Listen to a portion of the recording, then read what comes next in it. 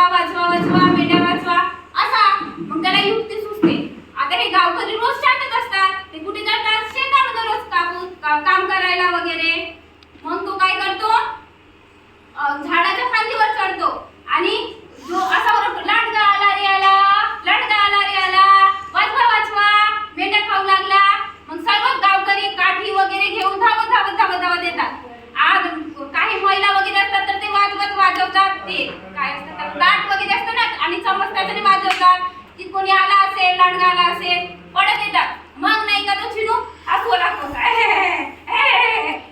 हसू लागतो. मग त्याला काय वाटते, मग त्याला गावकरी वगैरे त्याला असं बघतात ना मग त्यांना बरं नाही वाटत. मग ते शांत होतात. त्याला म्हणतात का रे चिनू कशाला आम्हाला खोटे बोलला, लांडगा आला नाही तरी कशाला खोटे बोलला.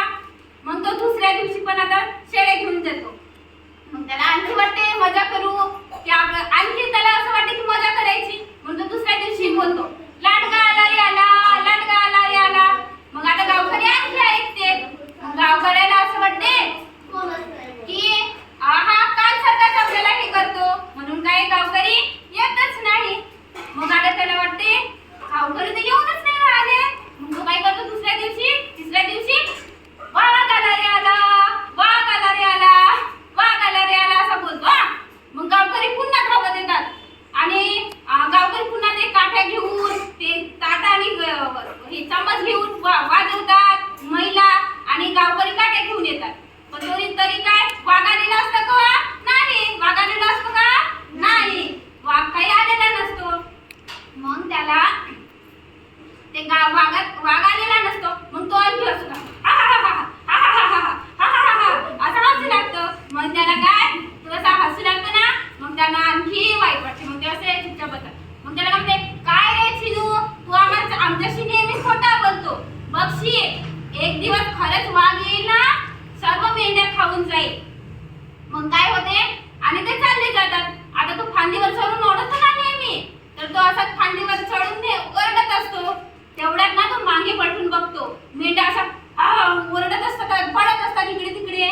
मग त्याला असं पडताना वगैरे दिसते तर बघते तो तर वाघ खरंच आलेला असतो. खरं मध्ये वाघ येतो आणि त्याच्या पूर्ण मेंढ्या खाऊन घेतो. तो ओरडते मग वाघ आला रे आला, वाजवा रे वाजवा, धावा रे धावा, वाघ आला शेळा खाते, वाजवा वाजवा धावा धावा. पण गावकरी एक पण येत नाही. त्यांना काय वाटते ते ऐकतात त्याच्या, पण त्याला असं वाटते की हा खोटच बोलते गावकऱ्यांना. त्याच्यामुळे त्याची मदत करायला तेव्हा कुणीच नाही येत आणि त्याच्या पूर्ण शेळ्या मेंढ्या खाऊन जातात. मग तो घरी येतो आणि आईपाशी जातो, खूप रडतो. मग रडत असतो ना मग रडतो पूर्ण शेळ्या खाल्ल्या. आता त्याला आपण घरी गेलो आपण काही चुकी केली पप्पा मारतात ना, मारतात की नाही आपले पप्पा वगैरे आपण काही चुकी केली तर मारतात ना. मग त्याच्या तर पूर्ण शेळ्या खाल्लेल्या. मग तो घरी गेला रडत रडत मम्मी पाशी. मग त्याची आई म्हणते काय झालं बाळा. मग काय बोलतो तो पूर्ण शेळ्या खाल्ल्या आई, पूर्ण शेळ्या खाल्ल्या वाघाने. मी गावकऱ्यांना आवाज दिलेला परंतु एक पण मदतीला आलेला नाही. तेव्हा काय होते तेव्हा त्याची मम्मी म्हणते बघ बाळा तू नेहमी अगोदर तू बोलायचा तर ते आले की नाही तुझ्या मदतीला, पण तू पुन्हा नेहमी खोटे बोलायचा. अरे नेहमी खोटे बोलायचा त्याच्यामुळे काय झाले ना की ते तुझ्या मदतीला आज आलेले नाही.